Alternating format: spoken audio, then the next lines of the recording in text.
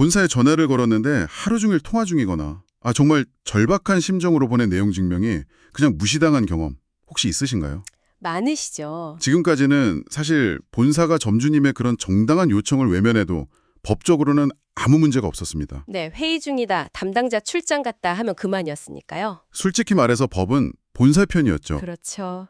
점주님들의 목소리가 사실상 법의 보호를 받지 못하는 사각지대에 있었던 겁니다. 하지만 이제 모든 것이 바뀌었습니다.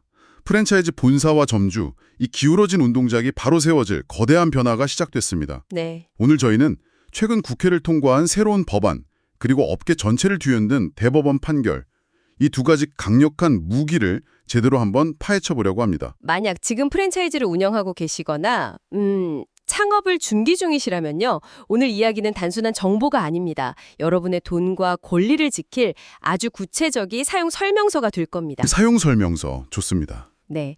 무엇이 어떻게 바뀌었고 이 새로운 힘을 어떻게 써야 하는지 지금부터 하나씩 살펴보시죠. 좋습니다. 그럼 먼저 우리가 왜 그동안 이렇게 당할 수밖에 없었는지 그 현실부터 좀 짚고 넘어가야 할 것 같아요. 네, 그게 중요하죠. 점주님들이 하루 12시간씩 주방이랑 홀에서 땀 흘리고 계실 때 본사에는 거대한 법률팀, 경영지원팀이 떡 버티고 있었잖아요. 이건 뭐 다윗과 골리앗의 싸움도 아니죠. 유치원생이랑 프로 격투기 선수의 싸움, 딱 그 느낌이었습니다. 그 비유가 아주 정확합니다. 그리고 본사는 그 격차를 유지하기 위해서 가장 효과적인 전술을 썼죠. 바로 각계격파입니다. 점주들을 철저히 고립시키는 거예요. 흩어놓는다. 네. 그래서 점주들이 모여서 협의회를 만들어도 본사는 당신들이 전체 점주를 대표합니까? 그 한마디. 땅이 한마디. 딱 이 한마디로 그냥 동호회 취급하면서 대화를 거부하는 게 가능했습니다. 그런데 바로 그 각계격파 전략의 뿌리부터 흔드는 법이 국회에서 통과됐습니다. 네, 드디어. 그것도 재석 241명 중에 찬성이 무려 238명. 거의 만장일치였어요. 맞습니다. 이 법의 핵심 바로 가맹점 단체 등록제입니다. 이게 비유를 하자면요. 이제까지 그냥 동네 조기축구에 같았던 점주님들 모임이 구청의 정식 체육단체로 등록되는 거랑 같아요. 공식 단체가 된다? 네. 단순한 친목 모임이나 단톡방이 아니라 공정거래위원회에 공식적으로 등록된 협상단체가 되는 거죠. 국가가 인증마크를 딱 찍어주는 거군요. 바로 그겁니다. 본사가 더 이상 무시할 수 없는 법적 지위를 갖게 되는 거죠. 여기에 정말 강력한 무기가 하나 더 추가됐어요. 협의 의무화 조항인데 사실 이전에도 법에 성실히 협의해야 한다 비슷한 조항은 있었잖아요. 있었죠. 근데 처벌 규정이 없어서 있으나 마나한 조항이었습니다. 맞아요. 본사가 대표님 아프시다, 출장 가셨다 핑계대면서 1년씩 끄는 것도 가능했고요. 이제는 완전히 다릅니다. 공정위에 등록된 단체가 협의를 요청하잖아요. 그럼 본사는 정해진 기간 안에 반드시 협상 테이블에 나와야 합니다. 무조건이요? 네, 만약 정당한 사유 없이 거부하거나 지연시키면 공정위로부터 시정 조치를 받거나 과태료 같은 직접적인 제재를 받게 됩니다. 와, 그럼 상황이 이렇게 바뀌는 거군요. 과거에는 점주 대표가 부장님 제발 미팅 한 번만 부탁드립니다 라고 사정했다면 네, 그랬다면 응하지 않으시면 거부로 간주하고 공정위에 즉시 신고하겠습니다. 이렇게 당당하게 통보할 수 있게 된 거네요. 정확히 그렇습니다. 부탁의 영역에서 권리의 영역으로 넘어온 거죠. 물론 그렇다고 해서 이 법이 점주님들이 무조건 때를 쓰는 걸 허용하는 법은 아닙니다. 그렇죠. 그건 아니겠죠. 네, 요구를 무조건 들어주라는 게 아니라 일단 만나서 대화의 장을 열라. 이 절차를 강제하는 게 핵심입니다. 본사도 영업비밀에 해당하는 사항이나 너무 잦은 협의 요청 같은 건 거절할 수 있는 방어권이 보장되어 있고요. 상식적인 대화의 장을 만드는 게 진짜 목적이다. 이 말씀이시군요. 맞습니다. 그리고 이 법이 지역본부, 그러니까 지사의 계약갱신 요구권도 인정해줬다고 들었어요.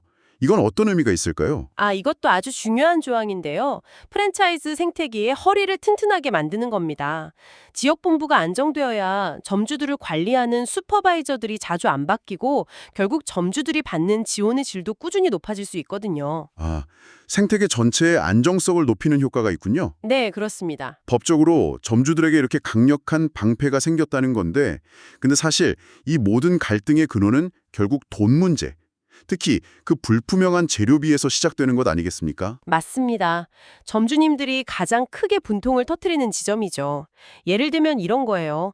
동네 마트에서 10,000원이면 사는 모짜렐라 치즈를 본사는 15,000원에 공급하는 시기입니다. 5,000원이나 더 비싸게? 네, 이 차액 5,000원. 이게 바로 차익 가맹금의 정체입니다. 차익 가맹금. 물건값에 몰래 숨겨서 걷어가는 변칙적인 로열티로 보고 있죠. 이 문제가 수면 위로 떠오른 결정적인 계기가 바로 그 유명한 피자헛 소송이었죠. 네, 맞습니다. 피자헛은 점주들한테 매출의 6%를 로열티로 꼬박꼬박 받으면서 뒤로는 재료비에 또 마진을 붙여서 이중으로 이익을 챙기고 있었던 거죠. 정말 이 사건에 대해 대법원이 아주 명쾌한 판결을 내렸습니다. 가맹계약서에 마진을 붙인다는 구체적인 내용이 없었고 점주가 그 액수를 알 수 없었다면 본사가 가져간 그 돈은 부당이득이다. 부당이득이다. 그래서 그동안 더 받은 돈 225억 원 전액을 이자까지 쳐서 돌려주라고 명령했습니다. 잠시만요. 225억 원이요. 와, 그 금액이 정말 상상을 초월하네요. 네. 한 기업의 존폐를 가를 수 있는 돈이죠. 그만큼 대법원이 단호한 메시지를 던진 겁니다. 이 판결로 한국 피자헛 법인은 결국 회생 절차에 들어가게 됐고요. 아주 강력한 선례가 만들어졌군요. 그렇죠. 그런데 정말 궁금한 게 비슷한 소송에서 맘스타치는 승소했단 말입니다. 똑같이 차익 가맹금 문제로 다퉜는데 왜 결과가 이렇게 달랐을까요?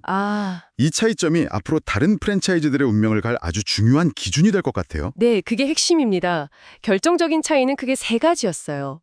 첫째, 사전 합의가 있었느냐 없었느냐입니다. 사전합의요? 네, 맘스타치는 원부자재 가격을 올릴 때 가맹점주 협의회랑 여러 차례 만나서 협의를 진행했습니다. 아, 그러니까 우리 마진 붙입니다라고 일방적으로 통보한 게 아니라 점주들이 그 사실을 명확히 인지하고 동의했느냐. 그 투명성이 핵심이었군요. 피자헛은 직접 물류를 하지 않고 제3자 물류 방식을 썼는데 법원은 본사가 특별한 역할도 안 하면서 중간에서 통행세만 받는 식의 마진은 부당하다고 판단했습니다. 아, 그러니까 직접 물류센터를 운영하고 관리하는 노력을 했다면 마진을 인정해줄 여지가 있지만 그냥 중간에서 서류만 넘기면서 이익을 챙기는 건 안 된다. 이런 시각이군요. 맞습니다.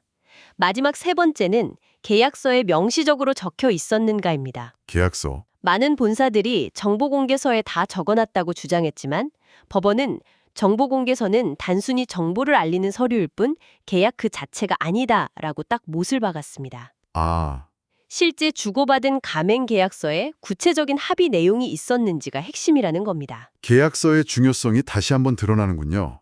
그런데 상생을 내세웠던 곳에서도 비슷한 문제가 터졌습니다. 네, 그랬죠.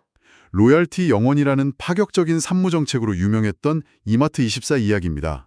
점주들은 정해진 월회비만 내면 끝인 줄 알았죠. 하지만 계약서를 자세히 보면 최소한의 운영 실비라는 아주 모호한 문구가 숨어 있었습니다. 최소한의 운영 실비. 네, 대부분의 점주들은 그냥 물류비나 전산 시스템 사용료 정도로 생각했죠. 하지만 실상은 물건값 하나하나에 본사 마진을 녹여낸 차액 가맹금이었습니다. 그 금액이 어느 정도였나요? 이마트24의 정보공개서를 분석해보면 점주 한 명당 월 평균 146만 원에 달하는 금액이었습니다. 월 146만 원이요.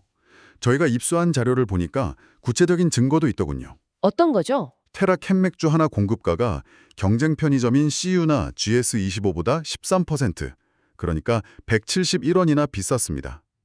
진라면이나 월드콘 같은 인기 제품은 최대 25%까지 비쌌고요. 25%면 엄청나네요. 심지어 담배 한 갑에서도 경쟁사보다 40원씩 더 비싸게 공급했는데 이게 쌓이니까 한 매장당 연간 320만 원이 넘는 추가 부담이 됐습니다. 이마트24 측은 점포수가 적어서 규모의 경제가 안 되기 때문에 비싸다고 해명했죠. 하지만 그 해명도 좀 이상한 게 비슷한 체급의 세븐일레븐은 주요 경쟁사랑 공급가가 거의 비슷했거든요. 결국 처음부터 수익 모델을 설계할 때 이 추가 마진을 염두에 뒀다는 합리적인 의심이 가능한 대목입니다. 심지어 법망을 피하려는 꼼수도 보였어요. 필수 품목으로 지정하면 공정위에 정보를 더 공개해야 하니까 그걸 피하려고 발주 권장 필수라는 이상한 말을 썼더군요. 아, 그 표현. 권장인데 필수라니 단어 자체에 모순이 있잖아요. 그렇죠. 그런 모순적인 표현을 통해서 법적 책임을 회피하려는 의도가 엿보이는 부분입니다. 자, 법이 바뀌고 이런 판례까지 나왔다고 해서 본사들이 가만히 있진 않을 것 같습니다.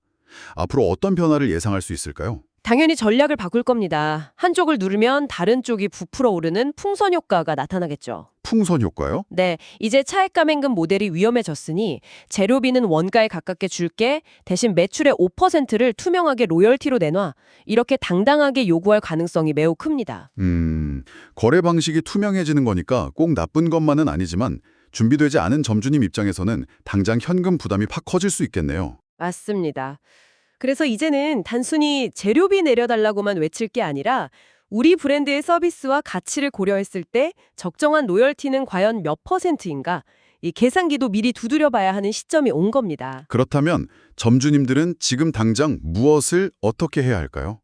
저희가 3단계 실전 행동 지침으로 정리해드리겠습니다. 네, 첫 번째 단계, 바로 뭉쳐라입니다. 거창하게 시작할 필요 없습니다. 같은 브랜드 사장님들이 모인 단톡방부터 시작하세요.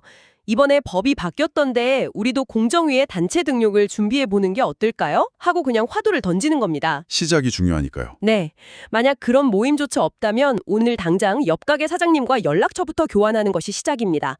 1명, 2명 모이는 것이 바로 힘의 시작이거든요. 두 번째 단계는 확인하라입니다. 서랍 쪽에 잠자고 있는 가맹 계약서와 정보 공개서를 다시 꺼내보세요. 네, 꼭 보셔야 합니다. 그리고 딱 2가지만 집중해서 보십시오. 필수 품목 리스트와 차액 가맹금 관련 내용이 어떻게 쓰여 있는지. 만약 이마트24처럼 최소한의 운영 실비 같은 애매한 말로 적혀 있다면 여러분들 피자헛처럼 숨겨진 돈을 돌려받을 가능성이 있습니다. 그리고 마지막 3번째 단계, 기록하라입니다. 이건 정말 중요합니다. 앞으로 본사와의 모든 소통은 가급적 녹음하거나 문자와 이메일로 증거를 남기세요. 네, 본사가 만남을 거절한 내역, 원가 공개를 거부한 내용, 이런 것들이 나중에 공정위 신고나 소송에서 여러분을 지켜줄 가장 강력한 무기가 될 겁니다. 오늘 이야기의 핵심을 3줄로 요약해드리겠습니다. 하나, 이제 본사가 점주를 무시하면 불법입니다. 단체를 만들고 당당하게 협상을 요구하십시오. 둘, 계약서에 명시되지 않은 재료비 마진은 부당이득입니다. 225억 원의 기적처럼 여러분도 돌려받을 수 있습니다. 그리고 마지막, 셋, 뭉치면 갑이 됩니다. 더 이상 혼자 싸우지 마십시오. 옆 가게 사장님과 손잡는 순간 법은 여러분의 편이 됩니다. 정말 중요한 변화의 시작점에 서 있다는 생각이 듭니다. 마지막으로 한 가지 흥미로운 데이터를 공유해드리고 싶습니다. 최근 공정거래위원회의 실태조사를 보면요. 점주들의 60%는 투명한 로열티 제도를 선호한다고 답했습니다. 60%나요? 네.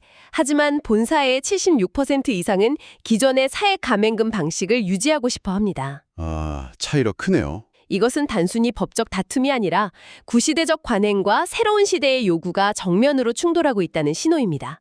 자, 한번 생각해 보시죠. 과연 어느 쪽이 먼저 이 새로운 현실에 적응해야만 할까요?